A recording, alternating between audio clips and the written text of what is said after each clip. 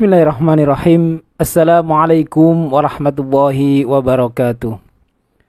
Alhamdulillah, wassalatu wassalamu ala rasulillah, la hawla wa la quwata illa billah, amma ba'du.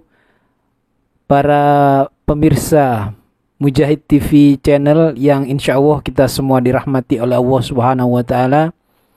Pada kesempatan kali ini kita akan belajar tentang Bidadari Surga dari beliau Ustadz Firanda Andirja hafizallahu ta'ala. Semoga apa yang beliau sampaikan menjadi motivasi kita untuk bisa kembali ke surganya Allah Subhanahu wa Ta'ala. Kita simak videonya. Saatnya kita berbicara tentang apa? Bidadari. Mau setengah jam atau 1 jam? Kita singkat aja. Bidadari banyak Allah sebutkan dalam Al-Quran sifat-sifatnya dan juga banyak disebutkan oleh Nabi SAW dalam sifat-sifatnya. Dalam hadis-hadis Nabi. Dan kita punya kaedah. Kata Ibnu Abbas radhiyallahu anhu dalam perkataannya, "Laisa syai'un fil jannah mimma fid dunya illa al-asma." Tidak ada satupun di dunia dibandingkan dengan di surga kecuali sekedar nama. Nama saja yang sama, seluruh hakikatnya berbeda. Tadi sudah kita sebutkan. Sungai, namanya sungai, hakikatnya beda. Pohon, namanya pohon, hakikatnya apa? Beda. Buah namanya buah, hakikatnya apa? Beda. Ya. Kemudian tanah beda. Di surga tanah terbuat dari apa? Za'faran. Kerikil namanya sama-sama kerikil, tapi hakikatnya apa? Beda. Emas nama-samanya emas, tapi hakikatnya beda. Semua berbeda, tidak ada yang sama. Bahkan wanita tidak sama dengan wanita dunia, tidak sama dengan wanita di surga. Rasulullah SAW memberikan satu kesimpulan yang sangat indah. Kata Nabi SAW, "Lau anna imra'atan min ahlil jannah ittala'at ala ahli dunya la adha'at ma bainahuma wa la mala'at ma bainahuma riha wa la nasifuha ala ra'siha khairu minad dunya wa ma fiha." Kata Nabi SAW, seandainya ada seorang wanita surga nongol di dunia ini, nongol, teling, maka akan memberi penerangan antara langit dan bumi. Seandainya di Medan semuanya lampu mati, bidadari nongol, terang benderang, Masya Allah. Asli terang benderang. Bukan cuma itu, wala malat bainahuma riha, bahkan keluar bau yang semerbak, yang harum dari bumi sampai di langit gara-gara munculnya bidadari tersebut. Kemudian kata Nabi sallallahu alaihi wasallam, wala nasifu ala ra'siha, kerudungnya, khimarnya yang ada di atas kepalanya lebih baik daripada dunia dan seisinya. Itu baru kerudungnya, ikhwan. Belum apa? Belum lesung pipitnya. Masya Allah ya. Itu apanya? Enggak tahu saya. Saya enggak tahu bidadari kayak apa ya. Intinya ya, luar biasa. Tapi kata Allah, "Fala ta'lamu nafsun ma ukhfiya lahum." Allah sembunyikan. Seandainya Allah perlihatkan kita bidadari 5 menit saja, mungkin kita semua jadi soleh semua. Sudah semuanya ngaji Quran terus kerja. Bidadarinya kelihatan loh. Ini kita dapat kayak gini, waduh. Tapi Allah tidak perlihatkan. Kita beriman kepada yang gaib. Allah kabarkan ada bidadari.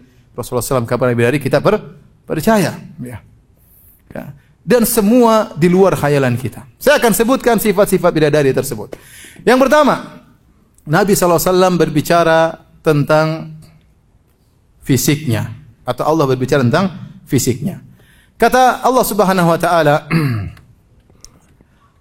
bahwasanya bidadari ka'amthali lu'lu'il maknun wa hurun 'ain ka'amthali lu'lu'il maknun. Yang bidadari yang matanya jelita, lentik jelita, ka'amthali lu'lu'il maknun, seperti mutiara yang tertutup dalam cangkangnya. Ini mensifatkan tentang putihnya kulit bidadari. Seperti mutiara dalam cangkangnya, tidak terkontaminasi dengan apapun, putihnya bersih murni, tidak ada bintik-bintiknya, tidak ada tai lalat-lalatnya, enggak ada bopeng-bopengnya, enggak ada. Putih bersih, beda dengan wanita dunia. Seperti apapun, ada bintik-bintiknya, ada merah-merahnya, ada item-itemnya, ada gores-goresannya. Adapun bidadari putih bersih, tidak ada terkontaminasi dengan satu titik hitam pun. Seperti mutiara yang tertutup dalam cangkangnya. Antum yang buka cangkang tersebut. Itu berkaitan dengan putihnya bidadari. Berkaitan dengan beningnya bidadari. Kata Allah Subhanahu wa Ta'ala, ya, ka'annahunnal yaqutu wal marjan, dalam surat Ar-Rahman. Sungguhnya para bidadari seperti al-yaqut wal marjan, seperti intan berlian, seperti mutiara. Kata para ulama, mutiara putih dimaksudkan adalah kulitnya yang putih, adapun tubuhnya bening seperti intan berlian. Kita kalau ambil intan berlian, bening atau tidak? bening. Ternyata tubuh bidadari bening.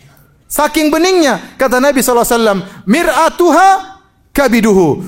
Sesungguhnya hatinya bidadari adalah cermin bagi suaminya. Kalau antum masuk surga, terus antum ketemu dengan istri antum dari bidadari, di depan antum ternyata wajah antum di hatinya. Subhanallah. Kenapa? Karena saking bening tubuhnya. Ya, saking bening apa? Tubuhnya. Ya. Saya sering tanya istri saya, sayang kamu lagi di mana? Lagi di hatimu wahai suamiku. Masya Allah. Semoga Allah menjadikannya bidadari surga. Amin ya rabbal alamin. Intinya, benar-benar seorang melihat bidadari sangat bening. Saking beningnya apa kata Nabi SAW? Ya, kata Nabi SAW, bahwasanya yura suqa mukhihi, yura mukhu saqaihi min wara'il lahmi minal husni. Kata Nabi SAW, terlihat sumsum betisnya di balik dagingnya. Sumsum betisnya kelihatan. Kalau orang dengar lafal Nabi, terlihat sumsum betisnya di balik tulangnya, di balik dagingnya, wah ini genderuwo kali ya. Tetapi Nabi bantah, kata Nabi, minal husni, karena saking indahnya. Ini yang membuat kita semakin yakin bahwasanya bidadari tidak bisa kita hayalkan. Coba antum bayangkan, sosok putih banget, tapi bening banget. Sampai sumsumnya kelihatan. Wah, ngeri nggak antum? Ngeri. Ini tengkorak hidup. Itu kalau otak kita yang penuh ketololan ya. Yang penuh keterbatasan. Tapi Nabi mengatakan minal husni, karena saking indahnya. Saking indahnya. Kita nggak usah bicara bidadari. Allah menyebutkan tentang minuman, kup, cangkir yang kita gunakan untuk minum khamr di surga. Kalau penghuni surga gunakan minum khamr, kata Allah Subhanahu wa taala, qawarira min fiddah. Bayangkan kaca-kaca yang dijadikan cangkir terbuat dari perak. Peraknya bening di surga. Gimana? Apa ada di dunia perak bening? Enggak ada. Perak metal enggak ada yang bening, tapi perak tersebut saking beningnya kelihatan khamr dari dalamnya. Kata para ulama, ini menunjukkan perak di dunia tidak sama dengan perak di mana? Di akhirat. Dia metal, perak tapi bening. Nah, kalau perak saja beda dengan perak dunia, dengan perak surga, apalagi wanita dunia dengan wanita apa? Surga. Saking putihnya bidadari, kata Nabi SAW, yura bayadu saqaiha min wara'i sab'ina hullah. Kata Nabi SAW, terlihat putih betisnya di balik 70 gaun. Kalau antum ketemu bidadari di surga, kemudian dia pakai gaun 70 lapis. Di balik gaun tersebut sudah antum kelihatan putihnya. Padahal sudah pakai 70 gaun, masih kelihatan tembus putihnya. Gimana antum sabar untuk tidak segera merobek gaun tersebut? Baik, intinya sudah. Terus apa sudah? Sudahlah. Sudah malam ini jam. Baik. Kata Allah Subhanahu wa taala tentang para bidadari. Kata Allah Subhanahu wa taala, sampai Allah sebutkan tentang fisiknya, wa kawaiba atraba. Bosnya para bidadari tersebut kawaib. Kawaib itu antum tahu kaab itu apa nama mata kaki? Antum tahu bentuk mata kaki? Kan menonjol kan? Bundar dan menonjol. Kata Allah Subhanahu wa taala, demikianlah dada-dada para bidadari. Ya. Ya udah jangan dibayangkan, gitu aja pokoknya. Kita skip, lanjut. Taib, kemudian mereka senantiasa muda, kata Allah Subhanahu wa taala, wa azwajum mutahharah, dan istri-istri yang disucikan. Disucikan akhlaknya dan disucikan tubuhnya. Para wanita surga, mereka tidak haid. Mereka tidak ada ingusnya. Mereka tidak ada upilnya. Mereka tidak ada bau keteknya. Mereka harum selalu. Bayangkan nongol di dunia, satu bumi bau harum.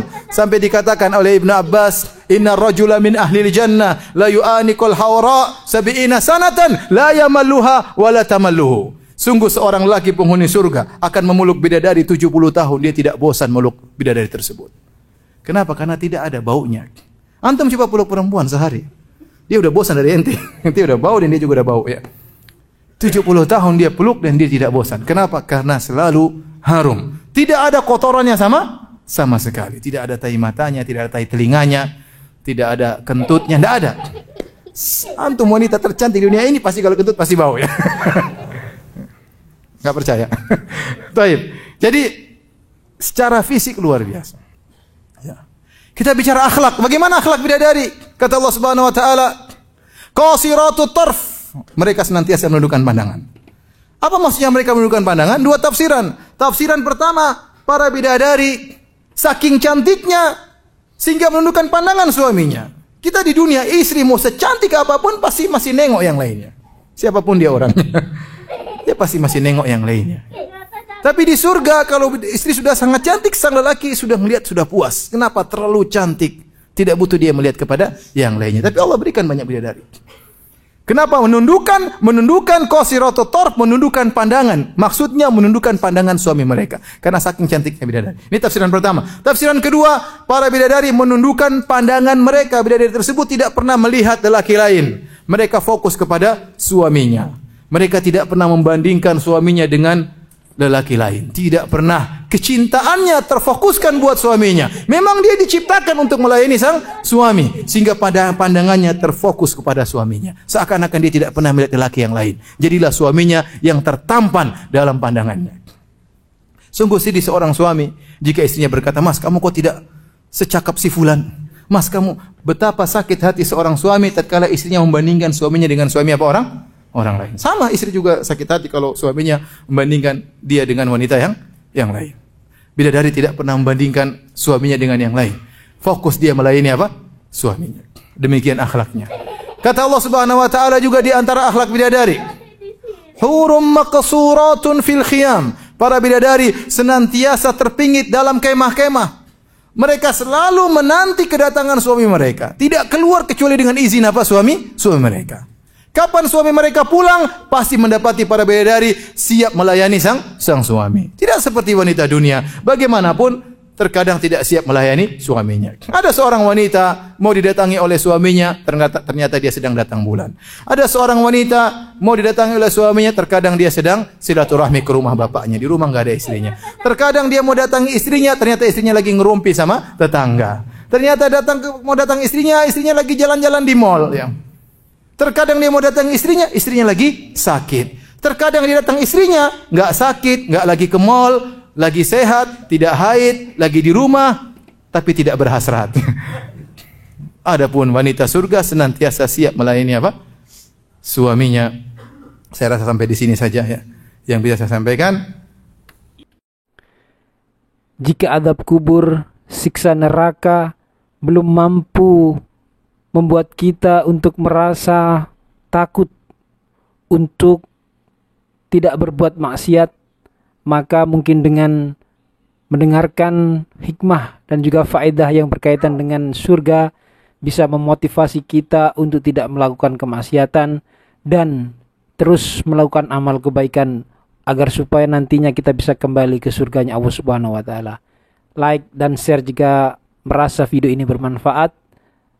Terima kasih, mohon maaf. Assalamualaikum warahmatullahi wabarakatuh.